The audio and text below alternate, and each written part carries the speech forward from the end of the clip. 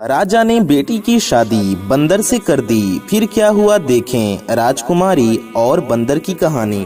पुराने जमाने में एक नेक राजा था। एक दिन वो राजा अपने मंत्रियों वजीरों के साथ सैर पर निकला। जंगल के करीब डेरे डाले गए। जब खाने का वक्त हुआ तो दस्तरखान बिछाया गया। इतने में राजा ने देखा कि एक बहुत बड़े पेड़ पर एक बंदर बैठा हुआ सब कुछ खामोशी के साथ देख रहा है। उसमें बंदरों वाली कोई भी हरकत नहीं थी। बादशाह ने कहा, थोड़ा सा खाना उस बंदर के सामने भी डाल दो। नौकरों ने थोड़ा सा खाना उस बंदर के सामने भी डाल दिया। बंदर पेड़ से नीचे उतर कर आता है और एक ठिकरी को लेकर कुछ लिखता है। फिर बंदर ने वो ठिकरी राजा को दे दी। ठिकरी पर लिखा हुआ था, मैं ऐसे खाने नहीं खाऊंगा, बल्कि जैसा दस्तरख्वान बादशाह के लिए लगाया गया है वैसा ही मेरे लिए भी लगाया जाए। बादशाह को ये देखकर बड़ी हैरानी हुई। बादशाह ने हुक्म दिया कि इसके लिए भी एक ऐसा ही दस्तरख्वान लगवाओ जैसा मेरे लिए लगाया गया है। उसके बाद बंदर पेड़ से नीचे उतर कर आया और खाना खाकर फिर से पेड़ के ऊपर चढ़ गया। अचानक आसमान पर काले रंग के बादल छा गए। नौकरों ने जल्दी जल्दी सारा सामान समेटा। बादशाह ने नौकरों से कहा कि एक टाट का टुकड़ा बंदर के सामने रख दो, कहीं वो भीग ना जाए। नौकरों ने टाट का टुकड़ा बंदर के पास लाकर रख दिया। बंदर ने फिर कुछ ठिकरी पर लिखा और बादशाह को दे दिया। उस पर लिखा हुआ था, जैसा खैमा बादशाह के लिए लगाया गया है वैसा ही खैमा मेरे लिए भी लगाया जाए, तब मैं आऊंगा। बादशाह के कहने पर वैसा ही खैमा बंदर के लिए भी लगाया गया। इतने में बारिश शुरू हो गई। वो बंदर अपने पेड़ से उतरकर अपने खैमे में चला गया। कुछ दिनों बाद जब बादशाह वापस जाने लगा तो बादशाह ने नौकरों से कहा कि जाओ बंदर से पूछ कर आओ, क्या वो हमारे साथ जाने के लिए तैयार है। तो बंदर ने फिर कुछ ठिकरी पर लिखा कि जैसा हाथी बादशाह के लिए तैयार किया गया है वैसा ही हाथी मेरे लिए भी तैयार किया जाए, तब मैं जाऊंगा। वो बादशाह उस बंदर के अंदर दिलचस्पी लेने लगा और उसके लिए भी अपने जैसी सवारी तैयार करवाई। जब महल के पास पहुँचे तो बादशाह ने हुक्म दिया कि जो खेमे नौकरों के लिए है उनमें से एक खेमा बंदर को भी दे दिया जाए। लेकिन बंदर ने फिर से लिख कर दिया कि जैसा महल बादशाह के लिए है वैसा ही महल मेरे लिए भी बनवाया जाए, फिर मैं वहाँ रहूंगा, वरना मैं वापस जंगल में चला जाऊंगा। बादशाह के पास एक और महल भी था जहाँ वो बहुत कम आया जाया करता था। वो महल बंदर को दे दिया गया। बादशाह की बीवी और नौकरों को उस बंदर से बहुत ज्यादा चिढ़ हो गई थी। उधर बंदर ने बादशाह के महल में भी आना जाना शुरू कर दिया। बंदर मुकदमे बहुत ही गौर से सुनता। जब बादशाह कोई गलत फैसला लेने वाला होता तो बंदर बादशाह के हाथ से फौरन कागज को लेकर फाड़ देता और कलम से सही फैसला लिखकर बादशाह के हाथ में दे देता। शुरू में तो बादशाह को बहुत गुस्सा आया, लेकिन फिर बादशाह समझ गया कि वो इस बंदर की वजह से बहुत सारी गलतियों से बच गया है। बादशाह की एक खूबसूरत बेटी भी थी। बादशाह अपनी बेटी से दिलो जान से ज्यादा मोहब्बत करता था। बंदर को देखने का शौक बादशाह की बेटी को भी पैदा हो गया। एक दिन शहजादी अपनी सहेलियों के साथ बंदर को देखने के लिए आई। जब बंदर ने राजकुमारी को देखा तो उसे देखकर वो घूरने लगा। राजकुमारी बंदर के डर से महल के अंदर भाग गई और उसके बाद से ये होने लगा कि शहजादी जब भी बन संवर कर अपना चेहरा आईने में देखती तो शीशे में पीछे से बंदर का चेहरा नजर आ जाता। पता नहीं कैसे बंदर उसके कमरे में घुस जाता। एक दिन बंदर ने पर्ची में कुछ लिखकर शहजादी के हाथ में थमाया। उस पर्ची में लिखा हुआ था, क्या तुम मेरे साथ शादी करोगी? यकीन करो मैं भी बहुत खूबसूरत हूँ। शहजादी जानती थी कि ये तहजीब मंद बंदर है, ये मुझे कोई नुकसान नहीं पहुँचाएगा। धीरे धीरे शहजादी को बंदर से हमदर्दी हो गई। जब ये बात बादशाह तक पहुँची तो उसे ये बात अच्छी न लगी कि बंदर उसकी बेटी के कमरे में आता जाता है। बादशाह एक दिन बंदर से मिलने उसके पास आया। बंदर महल में मौजूद था। बादशाह कहने लगा, देखो मैं नहीं जानता कि तुम कौन हो। मैंने तुम्हारी हर बात को माना, तुम्हें अपनी बराबरी का दर्जा दिया। शायद दूसरा कोई बादशाह तुम्हारे साथ ऐसा न करता और अब तुमने मेरी बेटी को परेशान करना शुरू कर दिया है। ये बात मुझे जरा भी अच्छी नहीं लगी। इससे पहले कि मैं कुछ सख्त कदम उठाऊं, तुम सुधर जाओ। बंदर झट से महल से कागज और कलम लेकर आया और कुछ लिखकर बादशाह को दे दिया। उसमें लिखा हुआ था, मैं आपकी बेटी से शादी करना चाहता हूँ और मैं आपको यकीन दिलाता हूँ कि मैं आपकी बेटी को हमेशा खुश रखूंगा। बादशाह तो ये पढ़कर हक्का बक्का रह गया कि अपनी फूल जैसी शहजादी की शादी इस बंदर से तो हरगिज नहीं हो सकता। बादशाह ने कहा, ऐसा तो मेरी जिंदगी में कभी भी नहीं हो सकता। बंदर ने लपक कर बादशाह के कमर से तलवार निकाली और दूसरे हाथ से लिखा, अगर ऐसा आपकी जिंदगी में नहीं हो सकता तो मरने के लिए तैयार हो जाइए। मैं आपको मार कर आपकी बेटी से शादी कर लूंगा। आप मेरे मोहसिन हैं, मैं आपका एहसान मंद हूँ। आपने मुझे इस महल में रखा, मेरे खाने पीने का इंतजाम किया। मैं आपको मार कर अपने हाथ आपके खून से रंगना नहीं चाहता। बादशाह ने अपनी मौत को अपने सामने देखा तो कहने लगा, अच्छा, मुझे थोड़ा सोचने का मौका दो। बादशाह अपने महल वापस आ गया। वो बहुत परेशान हुआ। एक तरफ बेटी थी और दूसरी तरफ उसकी अपनी जान। सारी रात टहलते हुए उसने परेशानी में गुजार दी, लेकिन अपनी बीवी को उसने कुछ भी नहीं बताया। वो जानता था कि उसकी बीवी को जैसे ही पता लगेगा वो सारा महल अपने सर पर उठा लेगी। सुबह होने तक बादशाह फैसला कर चुका था कि वो अपनी जान दे देगा, लेकिन अपनी बेटी की शादी उस बंदर से कभी भी नहीं करेगा। वो कुछ नसीहतें करने के लिए अपनी बेटी के पास गया और कहने लगा, बेटी, कल को अगर मुझे कुछ हो जाए तो तुम्हें अपनी माँ को कैसे देखना है और सल्तनत को कैसे संभालना है। शहजादी ने आंखों में आंसू भरकर कहा, अब्बा जान, ये आप कैसी बातें कर रहे हैं? अल्लाह ताला आपकी उम्र में बरकत अता करे। बादशाह ने कहा, मेरी बेटी, वो बंदर मेरे भी पीछे पड़ गया है और मुझसे कहता है कि मैं उसकी शादी तुमसे करा दूं, वरना वो मुझे जान से मार देगा। लेकिन ये तो नामुमकिन है। मैं तुम्हारी शादी भला उससे कैसे कर सकता हूँ? तुम्हारी माँ ने उसको कत्ल करने के कई बार मंसूबे किए, लेकिन वो हमेशा नाकाम रही। वो बंदर आज भी जिंदा फिरता है। बादशाह कहने लगा, मैं जाकर बंदर को साफ साफ बता देता हूँ कि मैं तुम्हारी शादी अपनी बेटी के साथ कभी भी नहीं कर सकता। उसके बाद शायद वो मुझे मार दे। तुम अपनी माँ के साथ तहखाने में जाकर छुप जाना और उस वक्त तक बाहर न निकलना जब तक कि वो बंदर यहाँ से चला न जाए।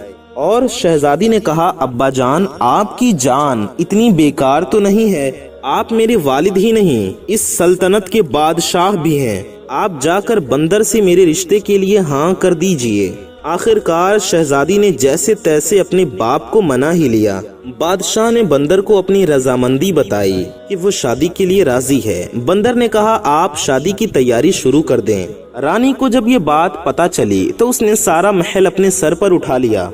शादी वाले दिन बादशाह ने रानी को एक कमरे में बंद कर दिया और शहजादी का निकाह उस बंदर के साथ करवा दिया। शहजादी रुखसत होकर बंदर के महल में चली गई। अगले दिन जब शहजादी महल वापस आई तो बहुत ज्यादा खुश थी। मलिका ने जब ये देखा तो हैरान रह गई। रानी बोली, बेटी, तुम उस बंदर के साथ इतनी खुश हो? राजकुमारी बोली, हाँ, मैं बहुत खुश हूँ। शहजादी दिन में अपने बाप यानी राजा के महल में रहती और रात के वक्त वो बंदर के पास उसके महल में चली जाती। एक दिन रात के वक्त रानी ने नौकरानियों वाला कपड़ा पहना और बंदर के महल में चली गई। शहजादी के कमरे का दरवाजा बंद था। रानी ने दोनों की बातें सुनना शुरू की। अंदर से किसी मर्द के बोलने की आवाज आ रही थी। मलिका ने ताले के सुराख से अंदर झांका तो देखा कि राजकुमारी एक बहुत ही खूबसूरत नौजवान के साथ बैठी हुई है। वो राजकुमारी के साथ हंस हंस कर बातें कर रहा है। ये देखकर मलिका हैरान रह गई और सोचने लगी, अच्छा तो ये बात है। तभी तो मैं कहूँ कि मेरी बेटी भला इस बंदर के साथ खुश कैसे रह सकती है। अब रानी वहाँ से जाने लगी तो उसको एक तरफ बंदर की खाल पड़ी हुई नजर आई। मलिका सोचने लगी, इतनी मोटी खाल बंदरों वाली भला ये अपने ऊपर पहन कर क्यों रखता है और बंदर बना क्यों फिरता है। अगर मैं इस खाल को जला दूं तो फिर ये कभी भी बंदर नहीं बनेगा। یہ سوچ کر وہ بندر کی خال اٹھا کر اپنے محل میں لے آتی ہے اور اس خال کو آگ لگا دیتی ہے۔ ادھر ملکہ نے بندر کی خال کو آگ لگائی، ادھر شہزادے کو جلن محسوس ہونے لگی۔ شہزادہ بچاؤ بچاؤ کر کے غائب ہو گیا۔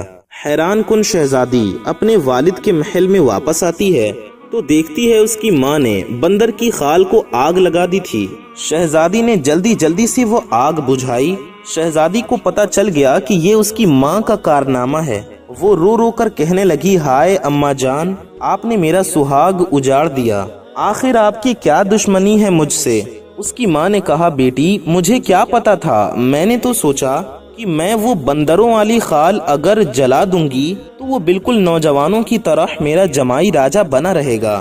شہزادی نے کہا، امی جان میں نے آپ کو کہا تھا نا کہ مجھے میرے حال پر چھوڑ دیجئے، اب آپ کو ٹھنڈک پڑ گئی۔ ماں راجکماری کی تمام باتوں کو سن کر پریشان تھی۔ جب بادشاہ کو پتا چلا تو بادشاہ نے نوکروں کو بھیجا، لیکن کہیں سے بھی بندر کی کوئی خبر نہ ملی۔ اب شہزادی نے جوگن والے کپڑے پہن لیے اور شہزادے کی تلاش میں نکل گئی۔ جنگل جنگل صحرا صحرا وہ بھٹکتی پھرتی، اس کی پاؤں میں چھالے پڑ گئے۔ شہزادی کا رنگ روپ پوری طرح سے بدل گیا۔ ایک رات شہزادی اسی جنگل میں ایک پیڑ کے نیچے بیٹھی ہوئی تھی۔ اس پیڑ کے اوپر چکور اور چکوری بیٹھے ہوئے تھے اور باتیں کر رہے تھے۔ شہزادی ان کی باتیں سن رہی تھی۔ چکور دراصل ایک پرندہ ہوتا ہے۔ چکوری نے چکورے سے کہا، کیا بات ہے چکورے، تو اتنا پریشان کیوں ہے؟ چکورے نے کہا کہ کیا بتاؤں، یہاں سے یورپ کی طرف ایک شہزادہ ہے، میں اس کے لیے بہت پریشان ہوں۔ اس کے سارے جسم پر بڑے بڑے اولے پڑے ہیں، وہ سو بھی نہیں سکتا۔ سارے طبیب اور حکیم اس کا علاج کر کر کے ہار گئے ہیں، کوئی بھی اس کا علاج نہیں کر پا رہا۔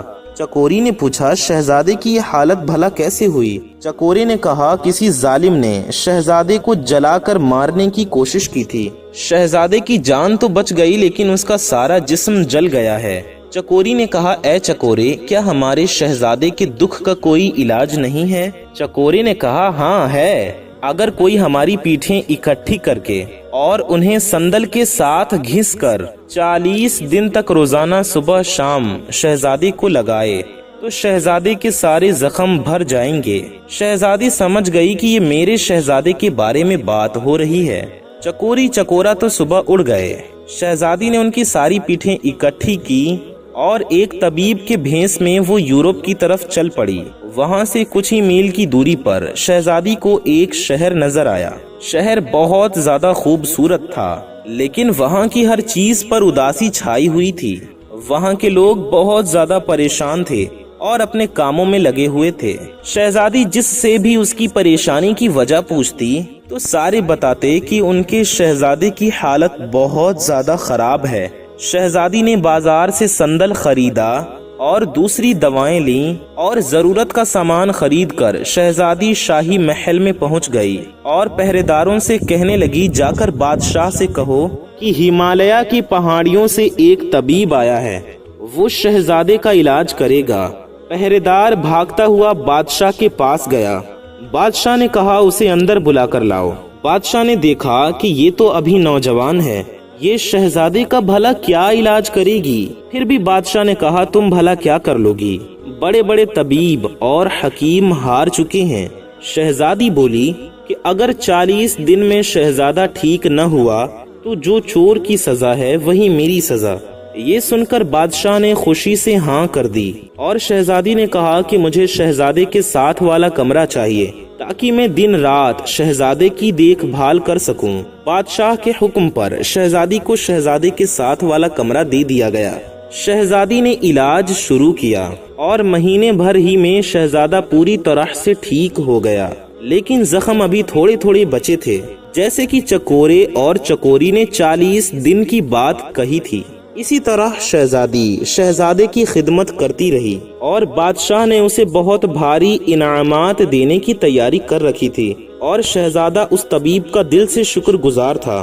40ویں دن شہزادی نے شہزادے کے جسم پر وہ لیپ کیا اور وہاں سے نکل گئی اور اپنے محل کی طرف لوٹ آئی۔ شہزادی نے وہاں سے آنے سے پہلے شہزادے سے اس کی انگوٹھی مانگ لی تھی اور شہزادے کی انگوٹھی اپنے ساتھ لے کر وہ اپنے والد کے محل پر واپس آ گئی۔ ادھر شہزادے کو یہ معلوم نہیں تھا کہ طبیب چلا گیا ہے۔ محل میں شہزادے کی صحت یابی کی تیاری بہت زور و شور سے ہو رہی تھی، لیکن طبیب کا دور دور تک کوئی بھی اتا پتا نہیں تھا۔ شہزادہ بہت پریشان تھا اور بادشاہ بھی حیران تھا کہ کیسا طبیب تھا، وہ کیسا حکیم تھا جو بغیر ایک پیسے کا تقاضا کیے ہوئے خاموشی کے ساتھ یہاں سے چلا گیا۔ شہزادہ جب پوری طرح سے ٹھیک ہو گیا تو اس کو اپنی نئی نویلی دلہن کی یاد آئی۔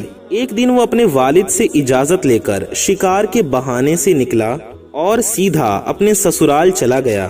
اس نے شاہی لباس پہن رکھا تھا، اس کے ساتھ فوج کا ایک شاہی دستہ بھی تھا۔ نوکروں نے اسے بڑے ہی احترام کے ساتھ محل میں بٹھایا اور بادشاہ کو خبر دی۔ بادشاہ بیٹی کے غم میں وقت سے پہلے ہی بوڑھا ہو چکا تھا۔ شہزادے نے بڑے ہی ادب سے بادشاہ کو سلام پیش کیا۔ بادشاہ نے کہا، بیٹا تم کون ہو، کہاں سے آئے ہو؟ کہیں کے راجکمار لگتے ہو، لیکن میں تمہیں نہیں جانتا ہوں اور میں نے تو اس سے پہلے تمہیں کبھی بھی دیکھا نہیں۔ شہزادے نے کہا، اے میرے محسن، آپ بھلے ہی مجھے نہیں جانتے لیکن میں آپ کو کبھی بھی نہیں بھول سکتا۔ میں تو آپ کو بہت اچھی طرح سے جانتا ہوں۔ دراصل میں وہی بندر ہوں جس کو آپ نے اپنی برابری کا درجہ دیا تھا، اپنے محل میں رکھا، کھلایا پلایا اور اپنی بیٹی کے ساتھ میری شادی کر دی۔ بادشاہ نے خوشی سے اور حیرت سے پوچھا، بیٹا یہ کیسے ممکن ہے؟ شہزادے نے کہا کہ آپ کو میں اپنی کہانی بعد میں بتاؤں گا، پہلے بتائیے کہ میری دلہن کہاں ہے؟ بادشاہ نے کہا، بیٹا وہ تمہارے جانے کے بعد اسی محل میں اکیلے رہتی ہے۔ شہزادہ وہاں خوشی سے بھاگا، محل کے اندر گیا۔ شہزادی غم کی تصویر بنی بیٹھی تھی، پھول سا چہرہ مرجھایا ہوا تھا۔ شہزادے کو اپنے سامنے دیکھ کر شہزادی کو یقین ہی نہیں آیا۔ شہزادے نے کہا، ہاں شہزادی، تمہاری محبت مجھے یہاں کھینچ کر لائی ہے۔ تمہاری ماں نے تو مجھے مارنے میں کوئی کسر نہ چھوڑی۔ میرا سارا جسم بڑے بڑے آنولوں سے بھر گیا تھا، میرے بچنے کی تو کوئی امید نہ تھی۔ شہزادی نے کہا، پھر تم بھلا کیسے ٹھیک ہوئے؟ شہزادے نے اسے بتایا تو شہزادی نے کہا، اچھا پھر تو آپ نے اس حکیم کو بہت مالا مال کر دیا ہوگا۔ شہزادے نے کہا، نہیں، حیرت کی بات یہ ہے کہ اس نے ہم سے کچھ بھی نہیں لیا سوائے میری ایک انگوٹھی کے، اور وہ چپ چاپ وہاں سے چلا گیا۔ شہزادی نے اسے انگوٹھی دکھاتے ہوئے پوچھا کہ کیا یہی آپ کی انگوٹھی ہے؟ شہزادے نے کہا، ہاں، لیکن یہ تمہارے پاس کیسے آئی؟ شہزادی نے کہا، کیونکہ وہ طبیب کوئی اور نہیں بلکہ میں ہی تھی۔ پھر شہزادی نے اسے پوری کہانی سنائی۔ شہزادی نے کہا، میری ماں بھی آپ کی دشمن نہیں تھی۔ جب میری ماں نے آپ کو انسان بنا ہوا دیکھا تو اس نے بندر کی خال کو جلا دیا کہ نہ یہ خال ہوگی اور نہ آپ دوبارہ بندر بنیں گے۔ شہزادی بولی، غلطی آپ کی بھی ہے کہ آپ نے مجھے کبھی بھی بندر بننے کی وجہ بتائی ہی نہیں، ورنہ میں اس خال کو اپنی جان سے زیادہ حفاظت کے ساتھ رکھتی۔ شہزادے نے کہا، دراصل مجھے کبھی یہ ساری باتیں بتانے کا موقع ہی نہیں ملا۔ تقریباً 1 سال پہلے کی بات ہے، میں شکار کے لیے نکلا اور میرے ساتھ نوکر بھی تھے۔ جنگل میں مجھے ایک ہرن نظر آیا، میں نے اس پر تیر چلایا، وہ ہرن میری آنکھوں سے اوجھل ہو گیا۔